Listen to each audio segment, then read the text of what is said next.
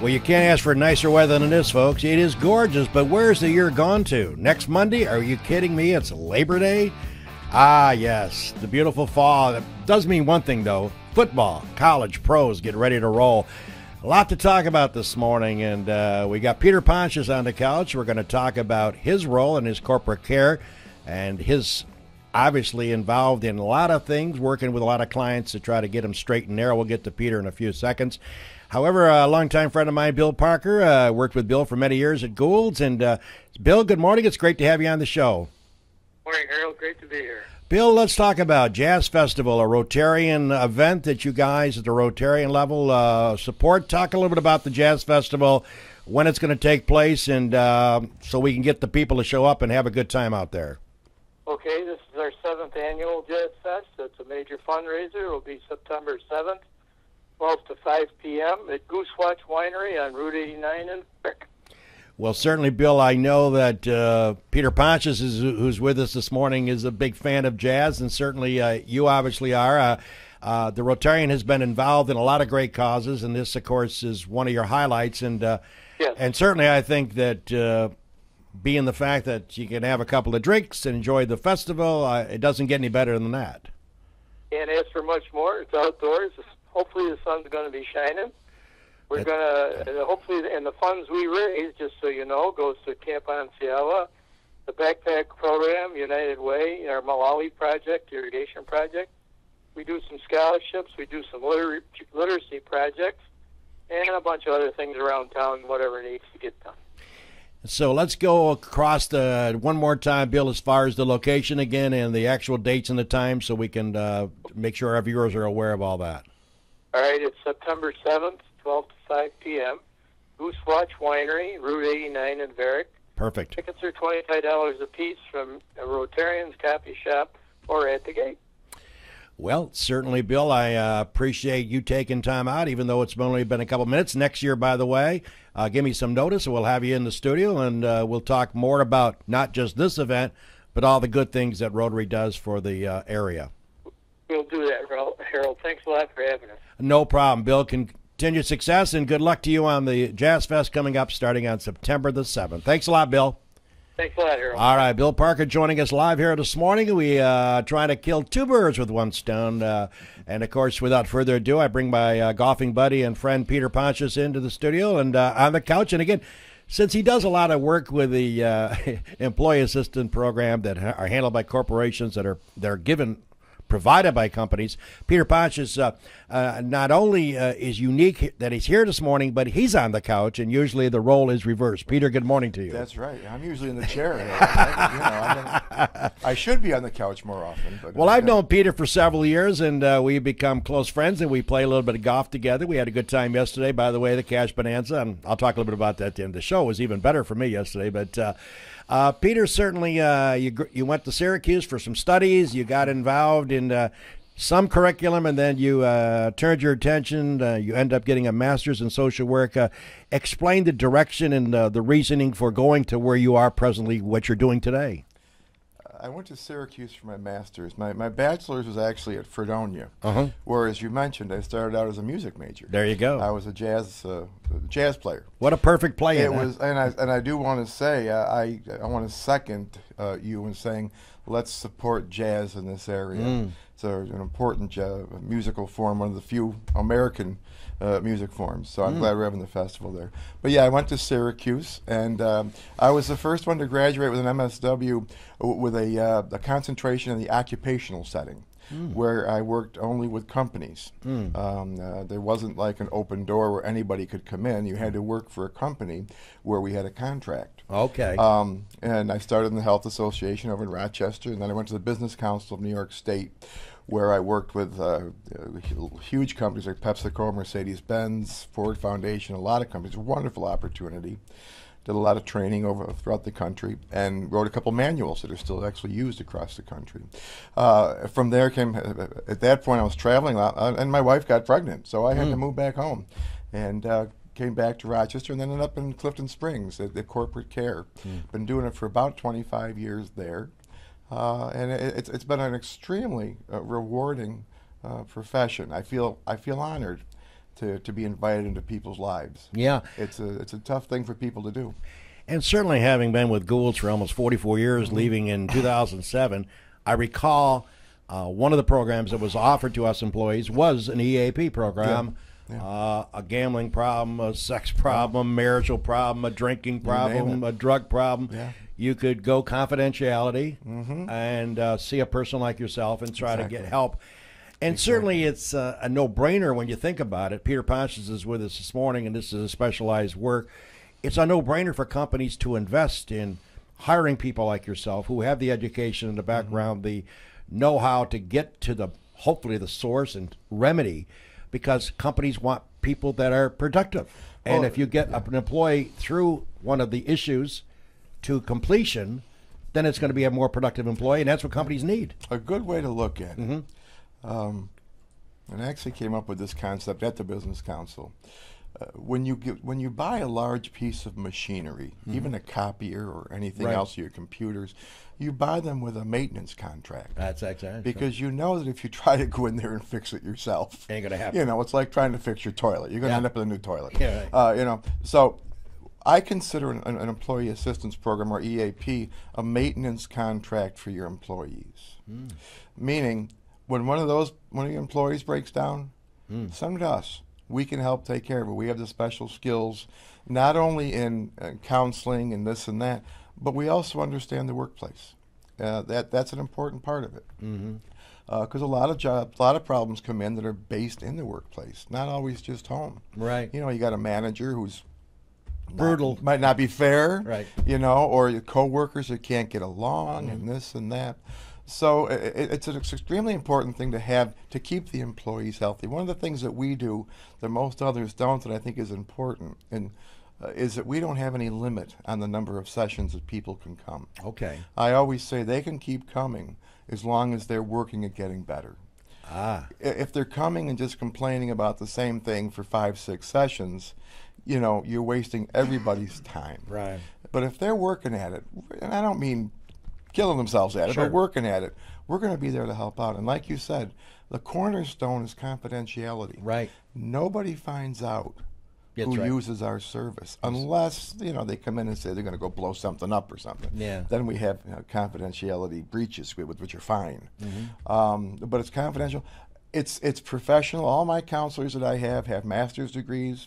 Most of them have over 25 years experience. We have a couple of younger ones in there that I think we have to have also. And it's free. The company pays. Right. And the way that works, by the way, because I think, well, how can the company pay and not know who uses it? We're basically, at the beginning of the contract year, we're put on retainer. Right. They pay us up front. And for that entire year, we take care of not just the employees, but the employees' family members. Right. In these days, employees, family members means almost anything. You know, we have boyfriends, girlfriends, you know, this and that. And I always say that, you know, if you have a wife and a girlfriend, we certainly cover you because you're going to need it. But, you know, but no, everybody's covered. And it's not just for counseling. A lot of what I do is to go into organizations and work with different departments who aren't getting along, who are not being as productive as they should be. And I'll analyze the situation, talk to people, and then make recommendations back to the company about what they might want to do to improve it. Because human relations is not their specialty, nor should it be. No, it's true. You know, they're there to produce a product or a service or and make whatever. a profit. And make a profit, exactly. So strangely enough, I have never raised the price of my in the 25 years I've been there.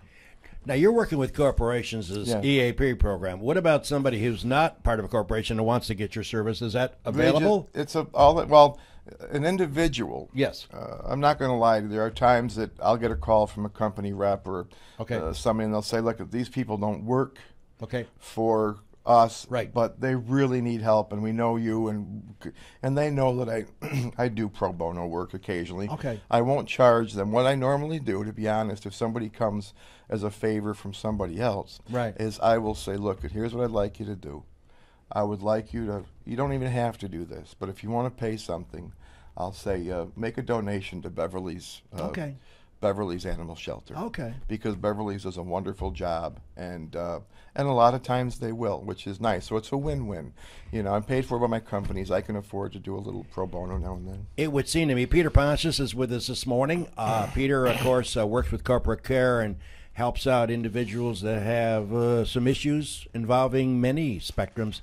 And one of the things that Peter of the various categories that you're involved in, it would seem to me, as I approach the big 7-0 in several months, that substance abuse may be rising to the top of one of your main concerns because of what you read about, what you see getting people arrested for every day in the paper, marijuana, cocaine, etc. Is that a fair statement that could be one of the highlights of increasingly concerns as we move into the 21st century? Interestingly enough, that's where EAPs started. Back in the 1940s, there was a company called, I think it was Connecticut Copper or something like that.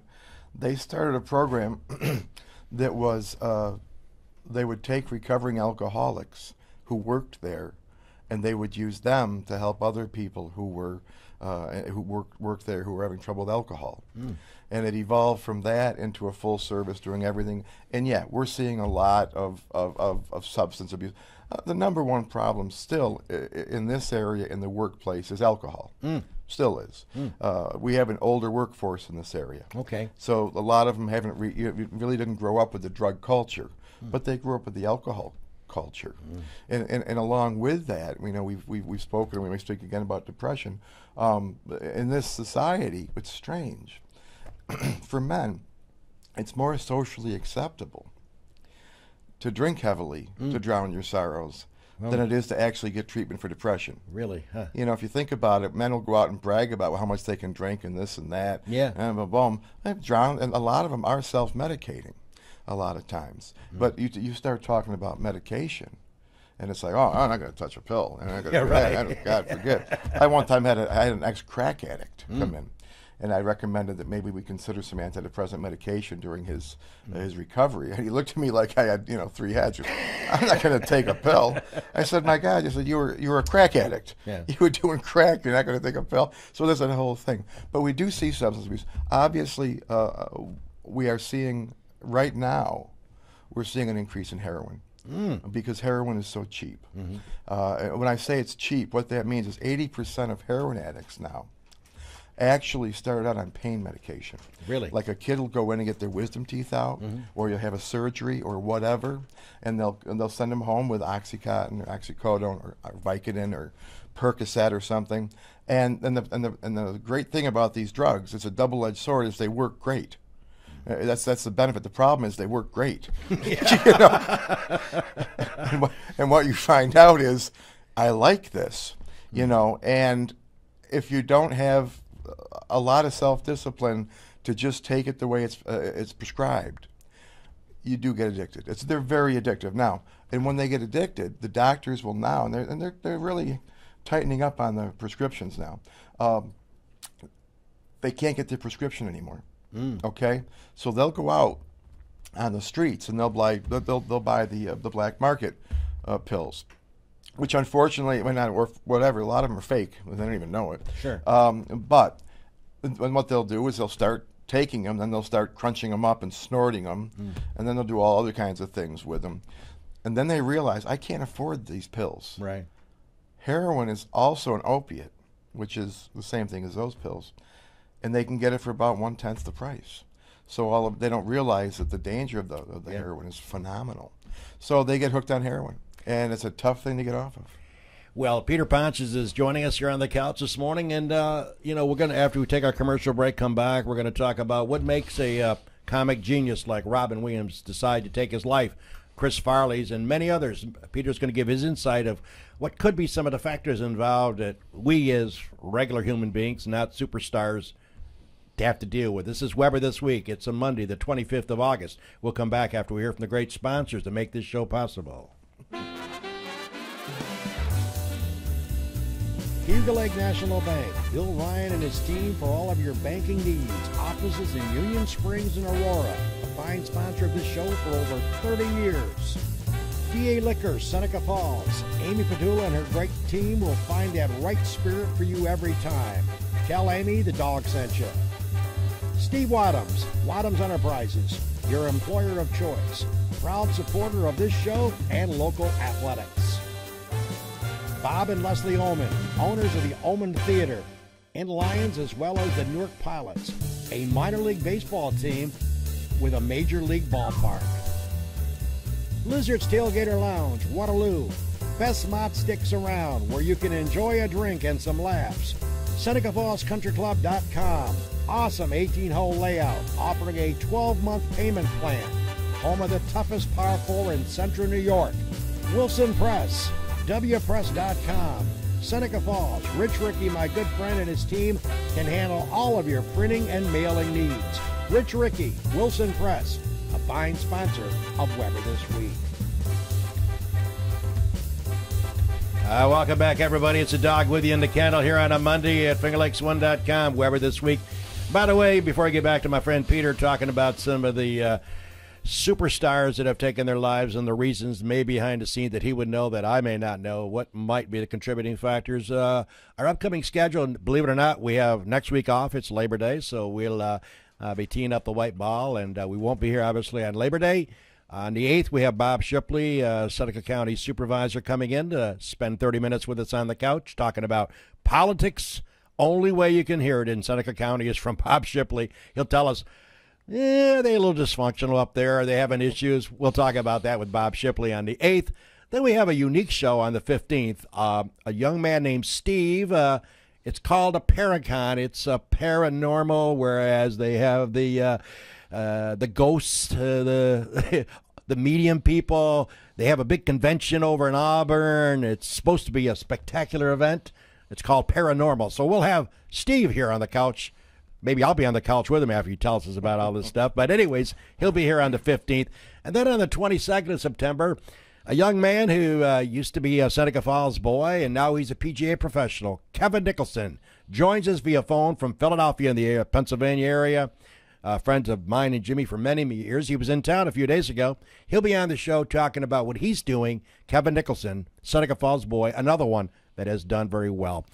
Back with Peter, and hope that you're having a good time joining us this morning. Peter, you look at a comic genius like Robin Williams most recently. We talked about Chris Farley, Belushi. The normal human being that enjoys watching these performers at their ultimate height of ability to make us laugh, and these are three good reasons to make us laugh with Farley and Belushi and recently Robin Williams. You think about them having fame, about having tons of money, living in mansions, getting driven around by limousines, having entourages, and all of a sudden you get up in the morning and find out that Robin Williams took his life. And what was your first thought when you heard about it?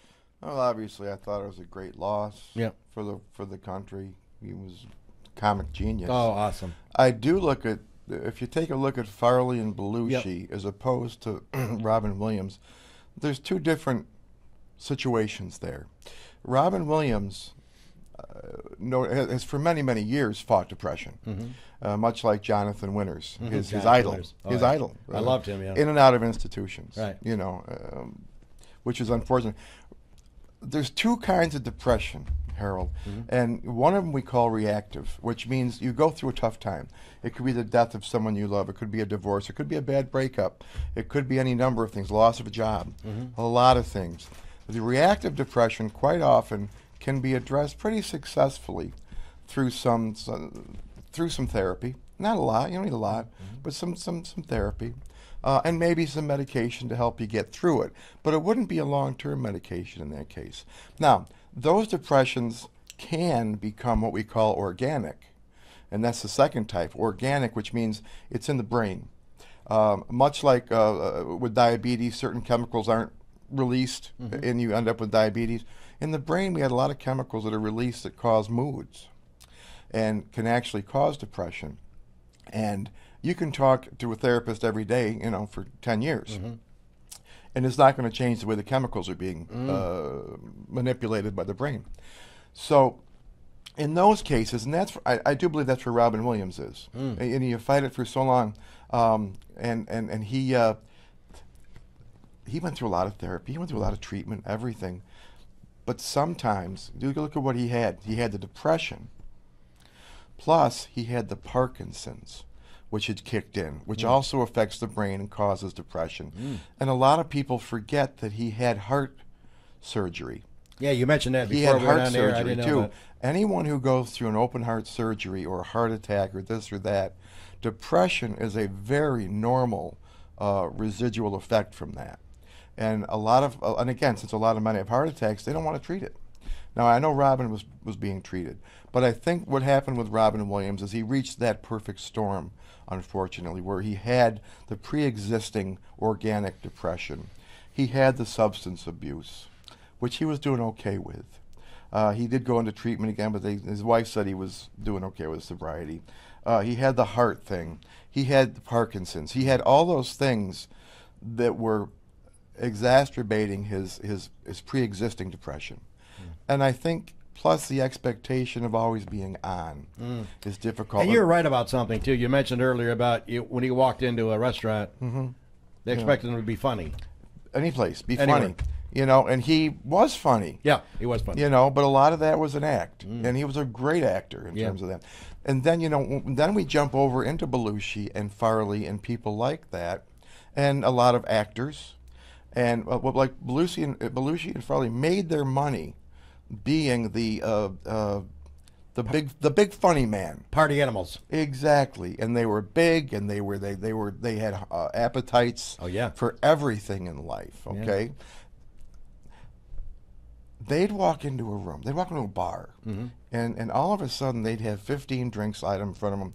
Unfortunately, then they would have, you know, probably 5 or 10 lines of cocaine there, and they'd have whatever else. And if they didn't do it, people would give them a rough time. Sure. This is who you are. This is how you make your money. This is, you know, this is what we expect from you. And so eventually, when you build up a tolerance to a drug, the same amount of drug that it takes to give you that feeling you're looking for is about the same amount that'll kill you. Amazing. Yeah, and that's sometimes what happens is they try to get higher. I mean, Jimi Hendrix had a great saying, I got to get higher, I got to get higher. Well, the same, you know, at some point you get high enough, it just kills you. Yeah, it's a tough life that way. I'm certainly, Peter Ponch has been with us this morning. We got a few more minutes left on the show. But, Peter, you know, you're talking about society and some kids get mixed up. We all get mixed up. We all have issues. I'm sure it saddens you being a former teacher as well in your background. It probably saddens you when you see young men walking into schools and with guns and start shooting ablaze like it's a Western. What comes to mind when you think about that? Do you think about maybe if the family could have got to a Peter Pontius in that area and sat with them for a while and maybe figured out what was going on? Or was it just you forget about it, you never would identify it? Well, I'll tell you, if you look at the history of most of the school shooters, most of them had years and years of therapy already. Okay. You know, will they take their medication? That's another thing. A lot of people won't take their medication. There are some situations that just aren't going to be addressed. Exactly. There's got to be some element of desire to get better. An example of not taking medication is bipolar. A lot of people who are bipolar, and I imagine if you look at some of the school shooters, you might be looking at some of that. The bipolar takes you to different extremes. You know, you're high and you get a lot done and you're just manic and very productive. And then all of a sudden you crash for a couple weeks. And then you go back up again for a couple. The medication will level you off, which is what you're looking for.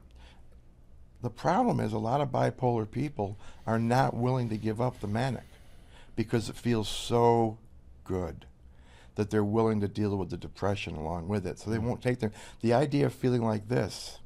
And a perfect example is there's a client who, one of his problems is he cannot, and he is a bit bipolar, but he can't stop thinking, and this is very unfortunate, about young girls. And he was on medication, which sort of helped with that because of the compulsive thought process.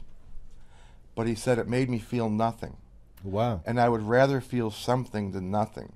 And inside my mind I'm going, yeah, you know what? But what you're feeling, I think we're better off society-wise if you just felt nothing. So he hasn't done anything, so there's not much that can, and he's been through probably 10, 15 therapists.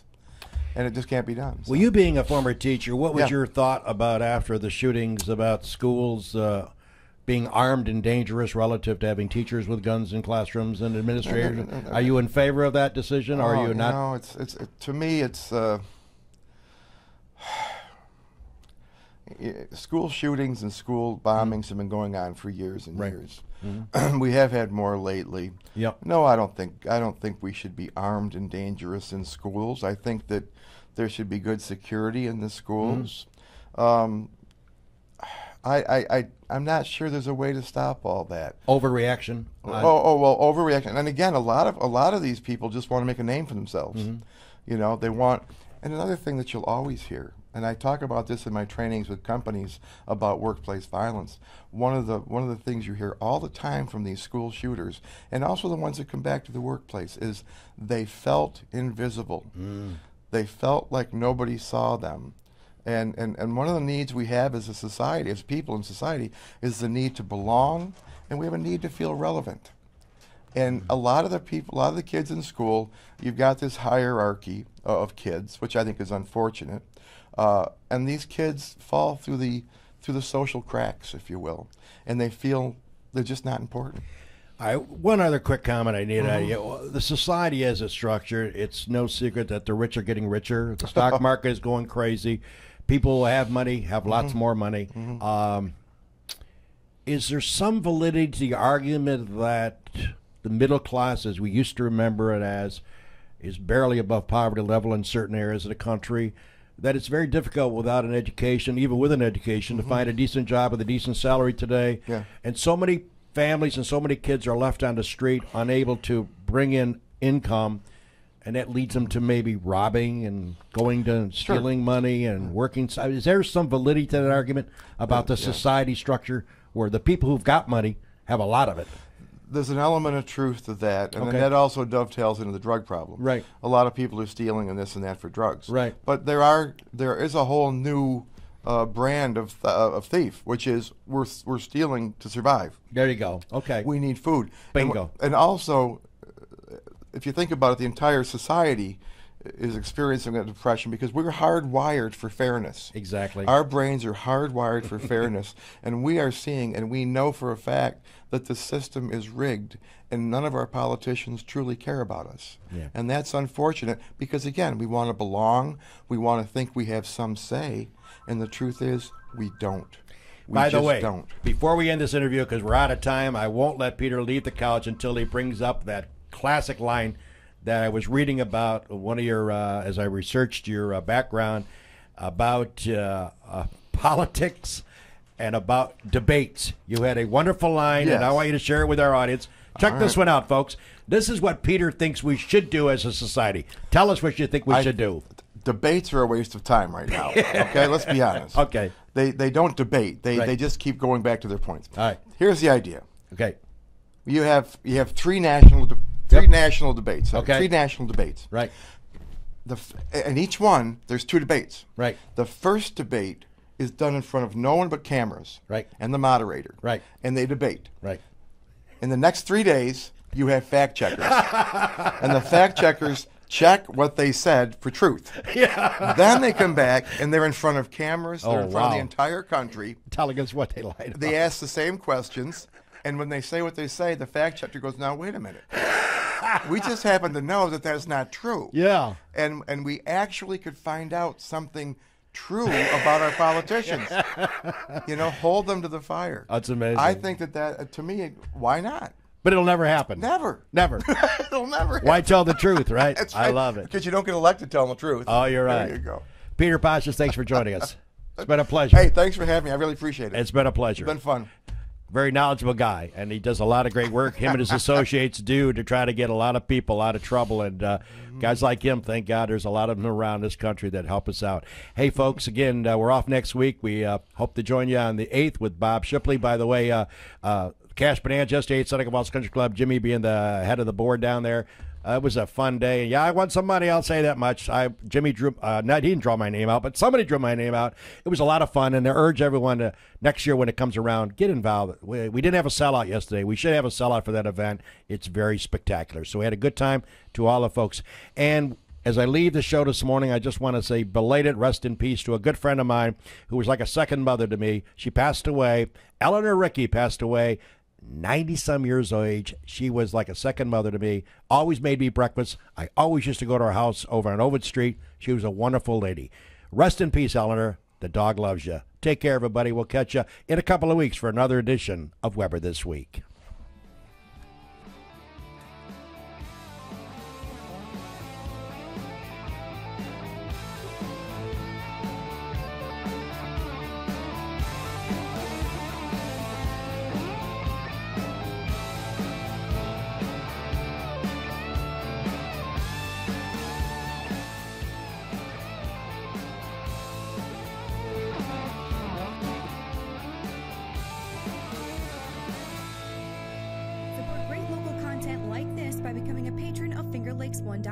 Visit patreon.com/FL1.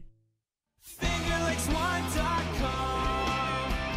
Come on and join the fun.